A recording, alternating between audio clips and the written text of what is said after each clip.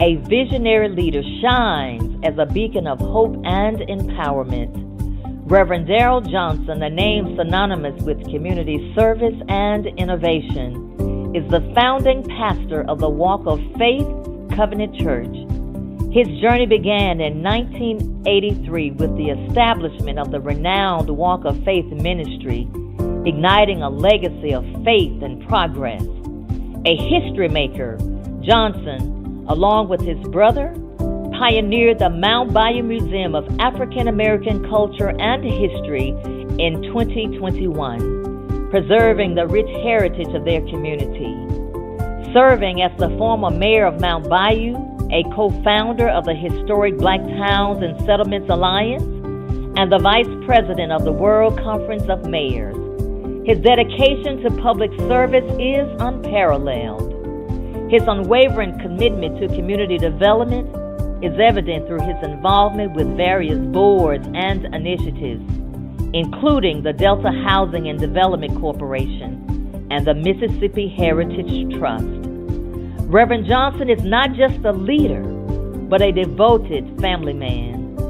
Alongside his wife Beverly, they are proud parents and doting grandparents, nurturing a legacy of love and unity. Together, they oversee a diverse portfolio of successful businesses, including Community Adult Daycare, Nave Hospice, Nave Personal Care and Homemaker Services, and Professional Flower Shop. Renowned for his inspiring oratory skills, he has captivated audiences globally through his compelling presence at various conferences. Through a life dedicated to service and faith, Reverend Darrell Johnson echoes the timeless motto, "Follow God." This has been a glimpse into the exceptional life of Reverend Darrell Johnson, a true embodiment of family, faith, and community. Ladies and gentlemen, please welcome to this church, Pastor Darrell Johnson.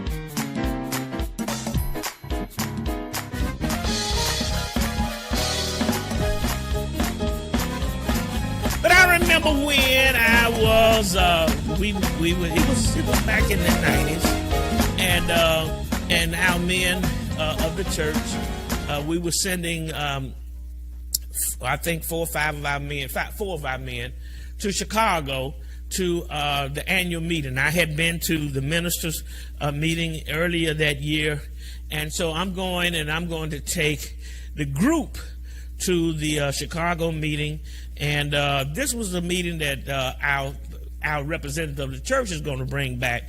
It was almost like we going into, it was when Moses was sending those people those spies into the promised land. I want y'all to check out everything. I want y'all to see how things are. And so we were leaving here going to Chicago, knowing that, these boys from Mississippi, having dealt with the things that we've dealt with in Mississippi. And I'm going to tell you, racism was a part of a lot of the things that we've dealt with. We were going to deal with people in a denomination that were not all black. Matter of fact, mostly white, or mostly Swedish, mostly white, mostly other from other. It was basically people that were up north, and it had a Swedish background. Oh my goodness. How not along with the Mount Bayou story is that? And so we were riding and we were getting ready, and we had several, 3 or 4, 1, 2, 3, 4 of us were getting ready to go to Chicago. And then we know if you leave at 12 o'clock, just a regular ride to Chicago, drive from Mount Bayou, you leave at 12 o'clock, you get there at 12 o'clock. Well, we wanted to get there at least about 12 o'clock so that we could leave going, getting to the room, getting ready, so that we could be at the 1:30 meeting that they had said that they were going to be. And they wanted us to be at the 1:30 meeting. They had invited us and then they said, make sure you get to the 1:30 meeting. We want you to see this and that and that other. So all of us happy going, ha, ha, ha, ha, ha. We fixing a ride, and we went to the person, one of the members had a van that we were all going to ride in that van, and we were going to happily ride all the way to Chicago in that van. So we rode up to his house. He came outside. The brother came outside. He says, I ain't going. I said, what? I ain't going. Well, that meant that if he wasn't going, his van wasn't going. And if van wasn't going, we really didn't have a ride. And so, you know, I told the brothers that was in the car, I said, y'all, look, we got to accept the fact that he's not going. Then we got to accept the fact that his van ain't going.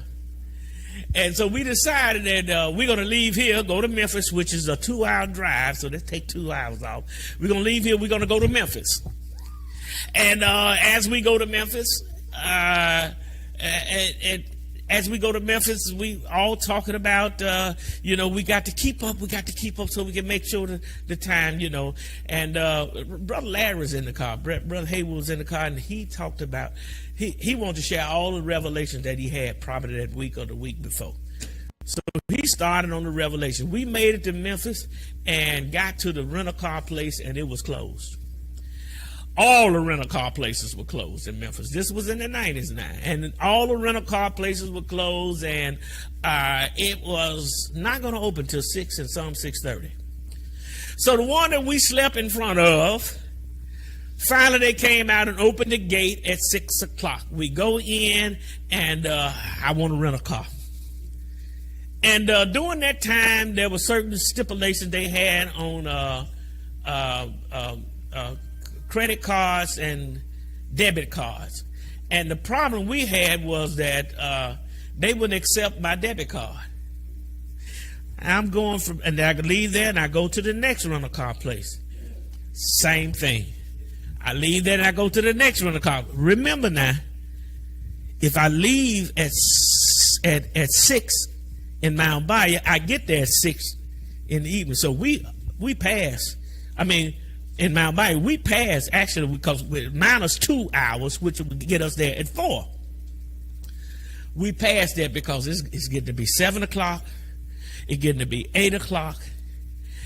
Finally, at 9:30 at the Avis rental car, I had set up something with them that had my credit card in there, and they were able to have a profile on me, so that they would be able to use the credit card that I didn't have with me on the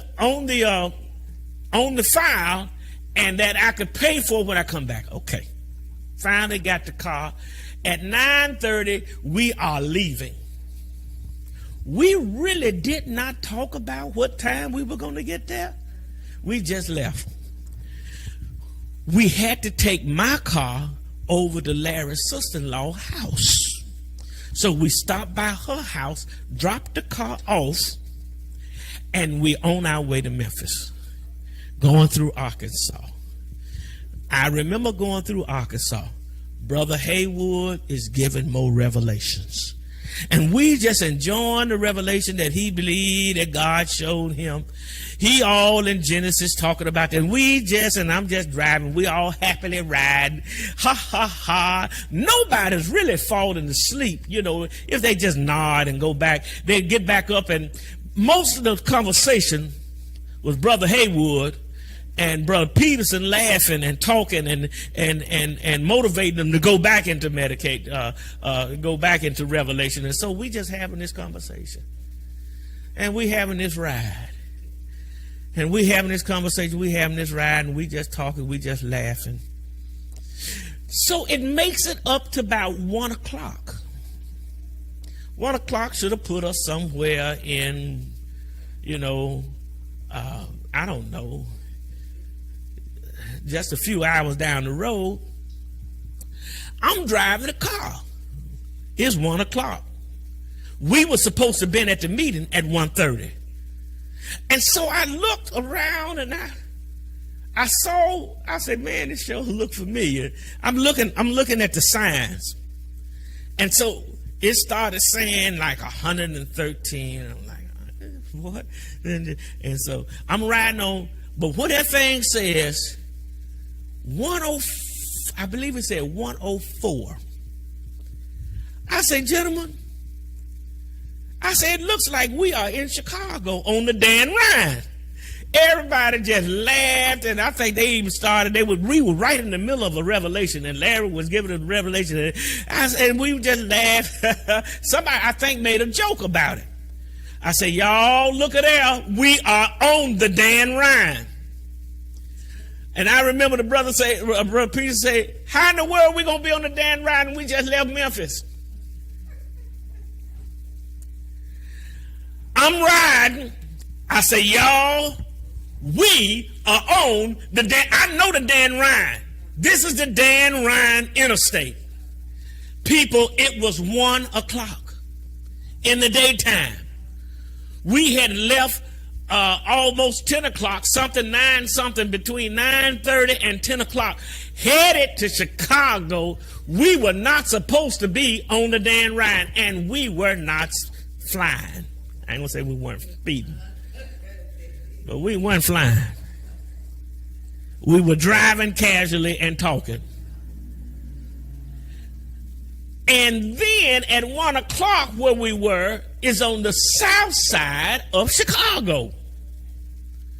To get to take the Dan Ryan to go over to the airport to where we were going to be in Rosemount, it was going to take maybe another almost an hour to get over there. And we drove, and we made it over to Rosemount, where we were going, parked the car, went inside, met somebody, and I looked at my clock. It was 1:30. The meeting, the guy would say, well, come on in. The meeting is just about to get started. This was the meeting. This was the meeting. This was the meeting that once we saw that meeting, we were gonna see things that we've never seen before, and we were gonna join. One of the things that the brothers saw when we sat down was a guy that was running for the president that got up and said, I'm not going to be settled until what is defined as the white church and what is defined as the black church, that black pastors will be able to get and lead what is defined as white churches, and white pastors get to be able to lead even in the black churches, where there would be love from them growing from one to the other. I looked down at the brothers that was sitting beside, and I looked at Brother Peter, and Brother Peter shook his head, and Brother Haywood said, we shook our head. Everybody was shaking their head. Because from our background, we were from a place where white folk don't say stuff like that, especially to a whole white congregation. And we could see all a sea of people basically white. And we could not understand, why did that man say that in front of them? Because we already knew how they thought. And when those guys turned around and looked at me at that time, when they finally voted, and they voted for that guy that said that, overwhelmingly said so much to us that we were in the right place. And right after that, it was where we saw the miracles of God. Subsequently, after that, we began to, Sister Johnson and I went over to Africa with the organization. We have been in offices, and people have, we led, Sister Johnson led the women ministry in our area. Also, she led the women ministry on the national level, and they even voted her in as the women ministry president that led all of the world women ministries at a time. And then I believe they changed the bylaws at one point so that she can have another that she could have another situation. Now I'm on president. I'm on boards with our retirement communities. I'm on boards with our executive board of the whole denomination. I'm on board with our with the Southeast Conference as well. And so God has used us mightily. And I could tell you more and more and more, but I have connected with so many people because of that one thing. I'm telling you about the miracles of God.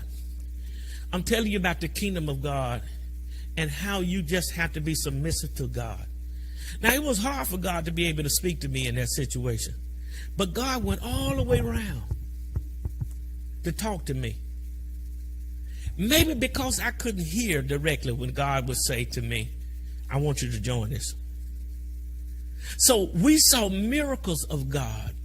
Let me just say to you, God is patient with us as we grow.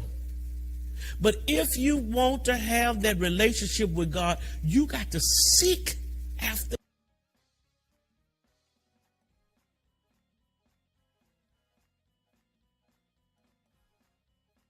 I'm going to be responsible. I'm on board with our with